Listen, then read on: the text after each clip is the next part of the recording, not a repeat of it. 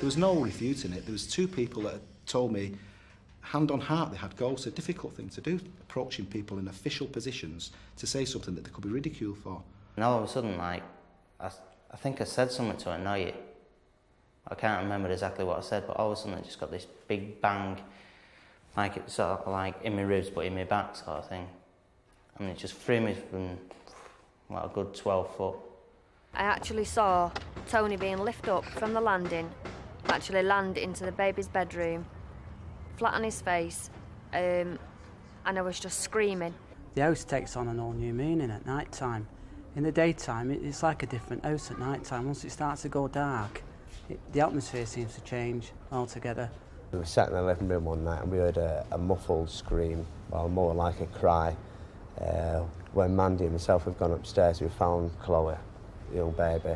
She was in the cot with a blanket tied around her head. Baby was actually waking up at 11:30 every night, crying out, "Baba, Baba." So she was only just starting to talk then. So I thought, I've had enough of this. So I moved her actually in the bedroom with me. And certain times in the night, she'd actually wake up, hold her arms out, nothing there, say, "Oh, Baba," as if something was there. And then at 1 minute, I woke up one night and she'd actually been put behind the headboard. Not far from the centre of Manchester, in the northwest of England, there is a typical 70s housing development. Several hundred houses lying very close together, front doors facing one another across narrow streets. People live in each other's pockets on estates like this, inevitably sharing the details of one another's lives. It is a most unlikely setting for the paranormal. And yet, several people here are deeply frightened, not as you might expect, because of hooliganism or vandalism. That is not the problem. The fear is of the unexplained and the unpredictable. The paranormal activity that has broken through the everyday pattern of their lives to make them fearful of things outside their normal experience. Chloe's very frightened. She's a different child altogether. Since all this has been going on, she more or less refuses to go upstairs, especially of a night time. In the daytime she's not too bad, but of a night time she will not go upstairs. She'll just stand at the bottom of the stairs screaming. It's not really helping me, and with being pregnant again, the stress of it's getting too much now. I mean, I've nearly lost this baby with this because of everything that's been going on. Tony stayed over because he wasn't with me all the time, and he found that at the end of the night, about 2 o'clock in the morning, he went to actually turn off the television. So he went down on his knees, turned the telly off, then turned the lamp off, and then actually went behind the television and switched it off at the mains and plugged it out, and it was in pitch black then. So he got up and everything came on full blast. The telly came on, the light came on, full blast. So he ran straight up the stairs, woke me up, and he says, "Pam, we've definitely got a ghost." I was just sat down watching telly. The dog was mucking about, and then all of a sudden, like he had a bone in his mouth, and it's like someone was pulling on the other end of it because he was pulling back. Nothing was there.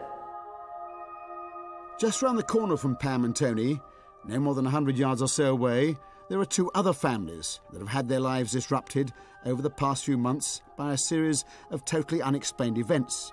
There is nothing jokey or light-hearted about this. There is no doubt about their fear.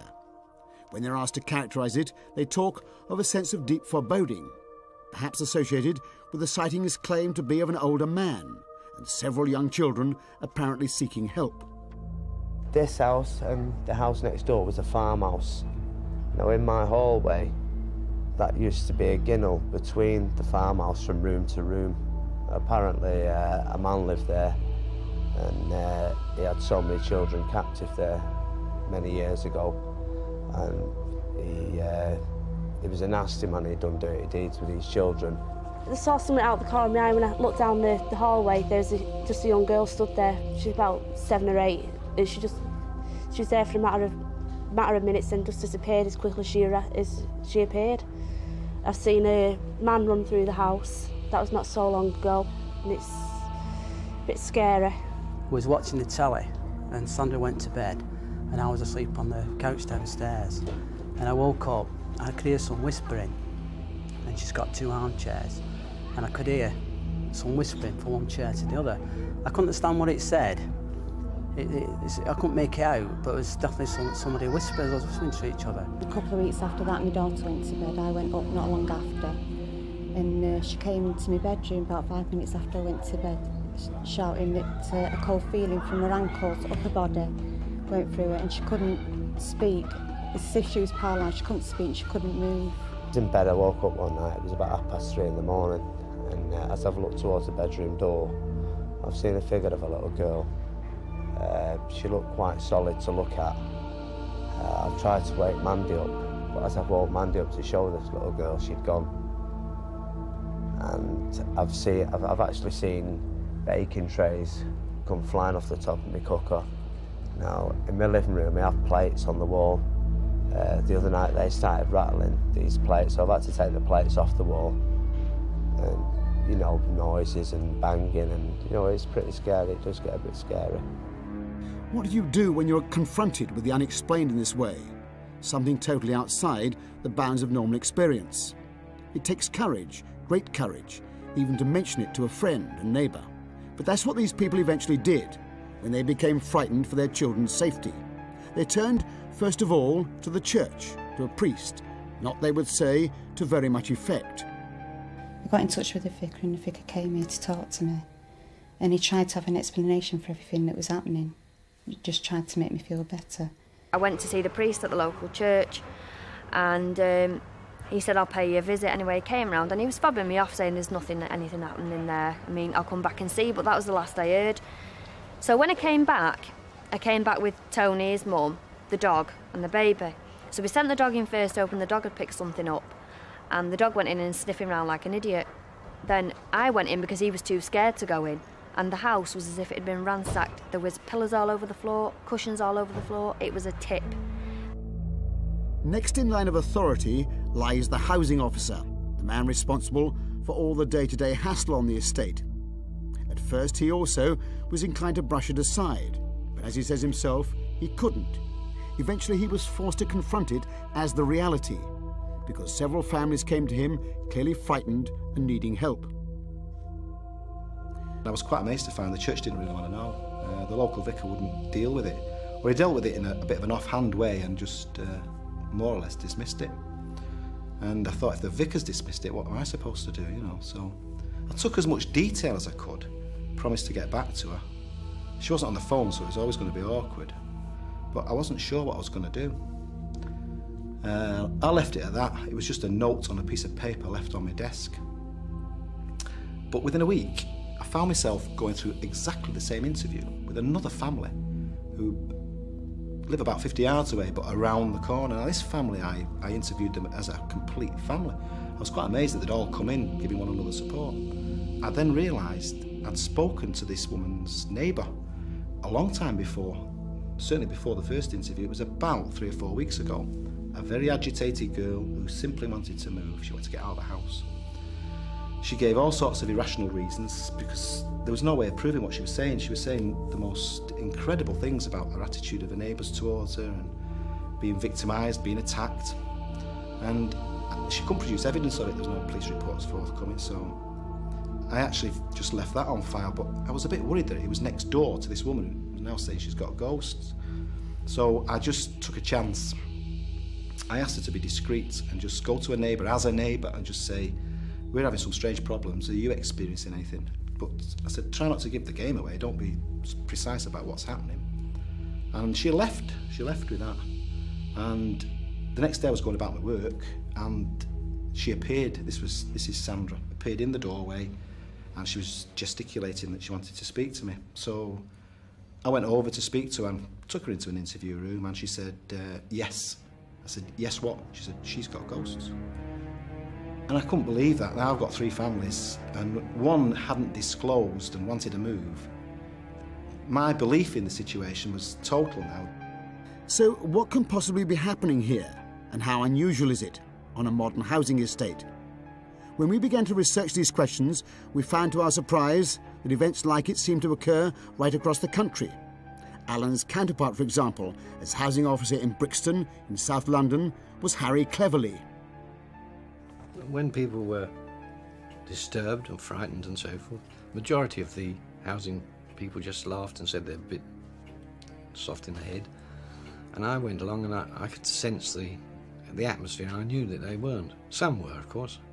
We had some tried on to get a new flat, come along and say we're haunted, and I'd go along and say no, you're not. And in a lot of the cases this was true. And the people were terrified. They had no reason to be terrified, but they were. I used to get called to, not just in my own council, I went up to Nottingham and did some exorcisms up there, as friends of mine. And there was a council estate there that was haunted, and the reason was that the owner of the previous owner of the land resented the council estate being built on his land. And this is what frequently happens. Spirits are still possessive, they're still materialistic, they think that's mine. What is they doing in my property? And you have to explain to them that it's no longer your property and you no longer have any need for it. I felt that I had a responsibility to these people who were living in the property. And if the property wasn't up to scratch, we had to do something about it. I mean, they would have, if the roof had leaked, the councillors would have had to sanction work to be done, and they would have done. But if it's something like a spiritual thing, they didn't believe it. The fact is, of course, that we don't live in a society that accepts the paranormal as real. So when it does occur, the natural reaction is to brush it aside and seek any other possible explanation rather than confront it. When we looked into the history of this area, we learned that it had been built on a site formerly occupied by rows of old Victorian houses, which had been built to house the workers in the cotton mills. Before that, it appeared to have been church land, partly used for farming, partly as a large burial ground, but there were no clear leads. But if you're responsible for a modern housing estate, where people tell you that their houses are haunted, who do you turn to? Where do you go? Alan, in some desperation, turned to the local ghost club. The Stockport Ghost Society became involved in the activity in these houses on this estate in the beginning of June. We was called in by the council because apparently there was 3 or 4 houses that were having unnatural activity within their homes, i.e. banging footsteps, even people sort of walking through the living room or running through the living room, and the council didn't know what to make of it. They didn't know who to turn to, so they got in touch with us. We came down, and the first thing we do obviously is interview the tenants. At the end of the interviews, we found it really uncanny that all the people were giving the same sort of story. So with the council's permission and the tenants' permission, we got a number of people together from the Ghost Society. We was all sat very quiet one night in this house. I was sat at the back of the room. One of my colleagues was sat in an armchair facing me. It was very quiet. We had the lights subdued, but not dark enough as though you couldn't see each other or you couldn't see the surroundings. I was just sitting, watching, listening. It was very quiet. And then suddenly at the side of my colleague Barbara appeared a girl, a young girl, which I estimated to be at least 14 years old. Although she only remained for at least 3 to 4 seconds, it was long enough for me to get a description of her and to write it down. And the description was, she appeared at least 14 to 15. She had long hair, sort of lightish brownish hair. She had a very dull grey long dress on, up to her knees. She had what appeared to be greyish socks on, which didn't quite come up to her knees and left a gap between the edge of her dress and the top of her socks, and brownish shoes. But whether it was imagination on the shoe side of it, it appeared that she had one shoe which was built up and gave me the impression that she had one leg longer than the other.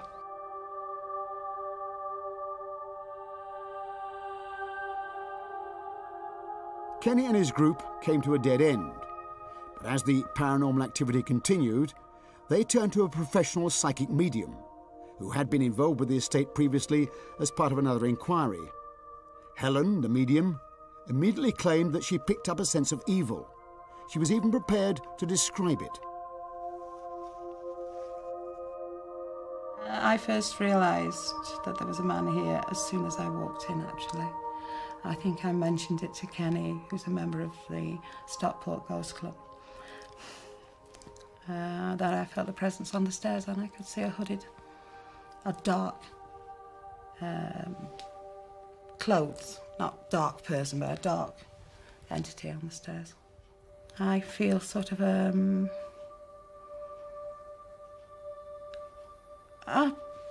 religious type person, but I feel he hid behind that.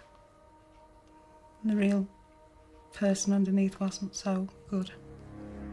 But people came to him because of that. Helen visited the houses and spoke to the people. She then decided to hold a séance to try to provoke an encounter with whatever was causing the disturbances. But the séance was inconclusive. Several people claimed to have sensed the presence of something evil, but there was no direct confrontation, no resolution. By definition, the paranormal is slippery and elusive and doesn't correspond to worldly timetables. But there was a clear sense of frustration and violence in the houses. It sometimes causes bad temper in the people that come and live in these places. It causes them to react with violence and temper.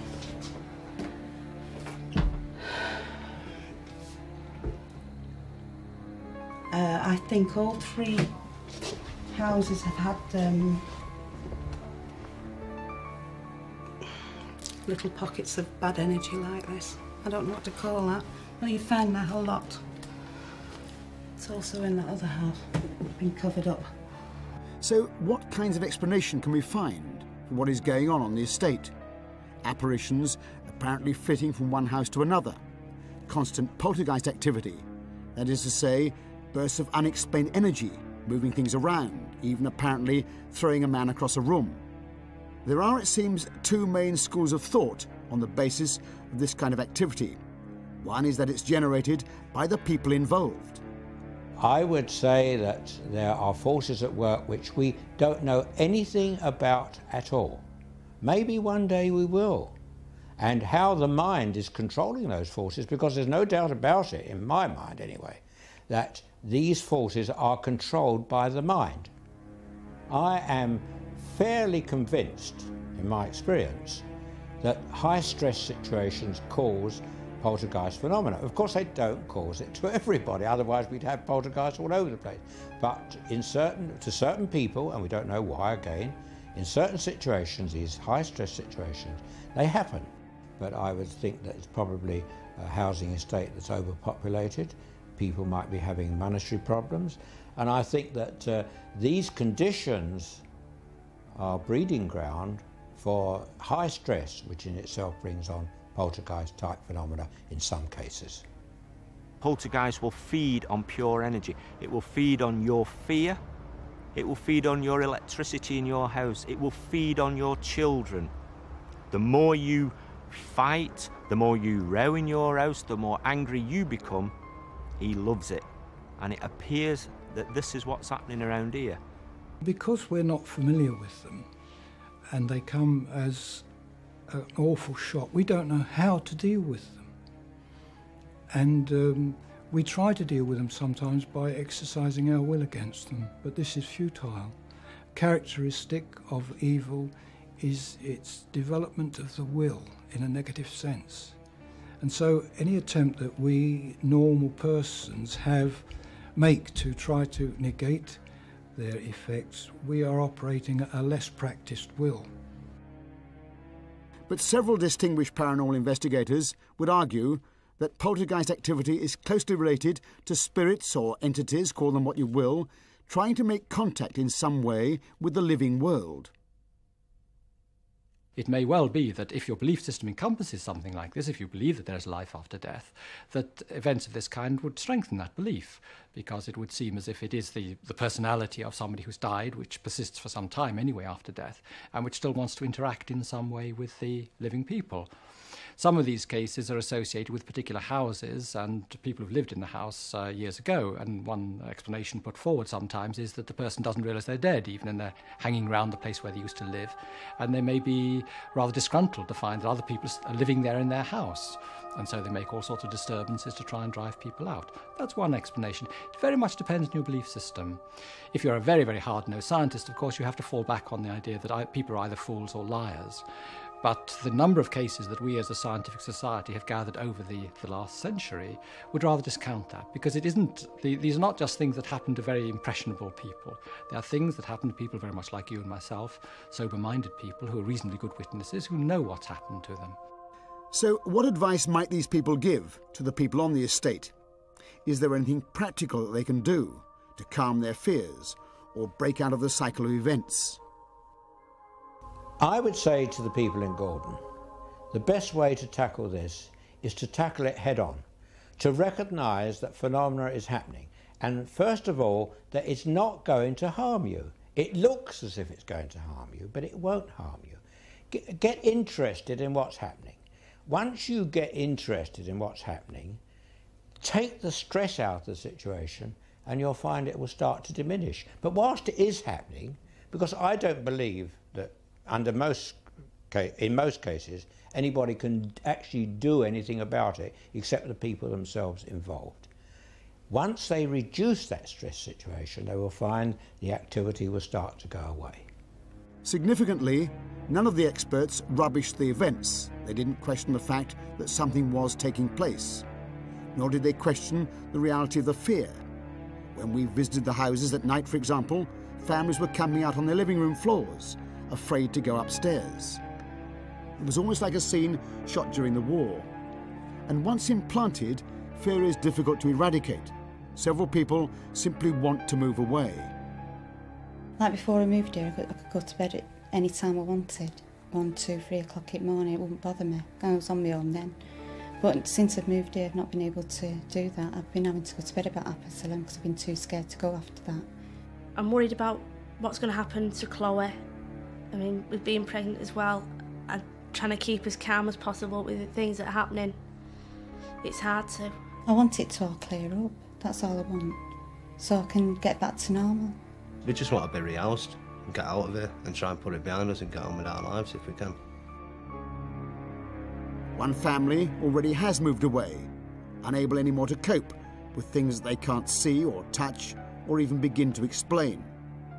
And those unexplained events continue.